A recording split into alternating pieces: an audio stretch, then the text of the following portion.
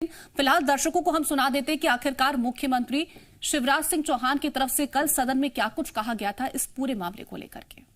एक बार फिर सदन के नेता के नाते इस सदन के माध्यम से पिछड़े वर्ग हो चाहे किसी भी वर्ग के गरीब भाई बहनों, आश्वस्त करता हूं उनके हितों की रक्षा के लिए हम प्रतिबद्ध रहेंगे और हम ओबीसी के आरक्षण के साथ ही पंचायत के चुनाव हो, इसमें कोई कसर नहीं छोड़ेंगे। अगर कोई हमारा साथ देगा तो उसके साथ, कोई अगर साथ नहीं देगा तो उसके बिना, और कोई विरोध करेगा तो उसके बावजूद हमारा ओबीसी के हितों के संरक्षण का और आरक्षण का यह अभियान जारी रहेगा।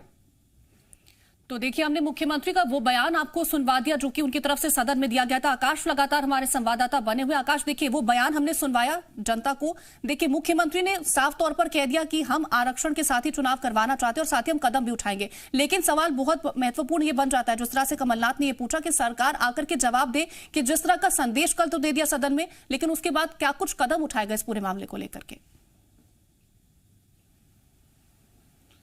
देखिए, मुख्यमंत्री शिवराज सिंह चौहान की बात को जिस तरह से अभी हमने सुना, और ये बयान था कल स्थगन प्रस्ताव के दौरान सदन में कि कोई साथ हो या ना हो, हम ओबीसी के अधिकारों के संरक्षण के लिए प्रतिबद्ध हैं और मध्य प्रदेश में पंचायत चुनाव ओबीसी आरक्षण के साथ ही कराए जाएंगे। सरकार ने अपनी मंशा साफ की है और जिस तरह से कमलनाथ का सवाल है, उन सवालों का जवाब भी इस बयानों के आधार पर अगर हम देखें तो निकलता यह है कि कल सदन में मुख्यमंत्री शिवराज सिंह चौहान ने कहा कि ओबीसी आरक्षण को लेकर गृह मंत्री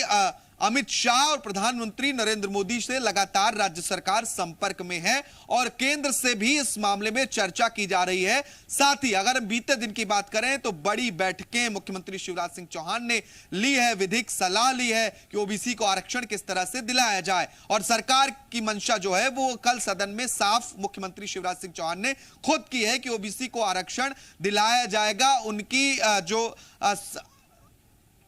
उनके अधिकारों को संरक्षित किया जाएगा। यह साफ तौर कल सदन में कहा गया और बीते दिन बैठक भी हुई, विधिक जानकारी ली गई और लगातार केंद्र सरकार से भी संपर्क किया जा रहा है। यानी कि विधिक जानकारी के बाद ही इसमें कुछ हो सकता है और सरकार कोर्ट का रुख कर सकती है। कल सदन में जिस तरह से चर्चा हुई, विपक्ष भी क्योंकि कह रहा था हम भी कोर्ट जाएंगे, लेकिन सवाल दोनों तरफ से बरकरार है कीर्ति कि आखिर विपक्ष कब कोर्ट जाएगा और सरकार कब कोर्ट जाएगी और कोर्ट से राहत क्यों मिलेगी, इनकी दलीलों को कोर्ट क्यों सुनेगा, कैसे राहत मिलेगी, ये तमाम सवाल हैं जो अभी भी बरकरार हैं। हम अगर बात करें कमलनाथ की तो उन्होंने ये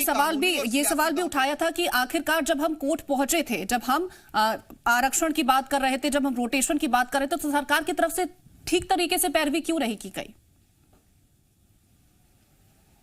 देखिए, जो याचिकाएं कोर्ट में लगाई गई थी वो परिसीमन को लेकर थी कि रोटेशन के अनुसार परिसीमन कराया जाए। कांग्रेस ने यही दलील सदन में कल भी दी थी और यही दलील पूर्व मुख्यमंत्री कमलनाथ नेता प्रतिपक्ष आज भी दे रहे हैं। लेकिन कोर्ट ने इस मामले में जब ओबीसी आरक्षण को लेकर कोर्ट की ओर से बोला गया तो सदन में इस बात पर बहस हुई कि आखिर कोर्ट के अंदर सरकार के वकीलों ने, आयोग के वकीलों ने इस बात की आवाज क्यों नहीं उठाई कि ओबीसी को आरक्षण बहुत दिया सारे जाए। सवाल है जिनका जवाब देना बेहद महत्वपूर्ण बन जाता है कि आखिरकार पंचायत चुनाव जो है वो तय समय पर हो पाएंगे, नहीं हो पाएंगे। आरक्षण को लेकर के जिस तरह से रोक लगा दी गई, क्या दोबारा आरक्षण के साथ ये चुनाव हो पाएंगे या नहीं हो पाएंगे। फिलहाल आकाश, तमाम जानकारी दर्शकों तक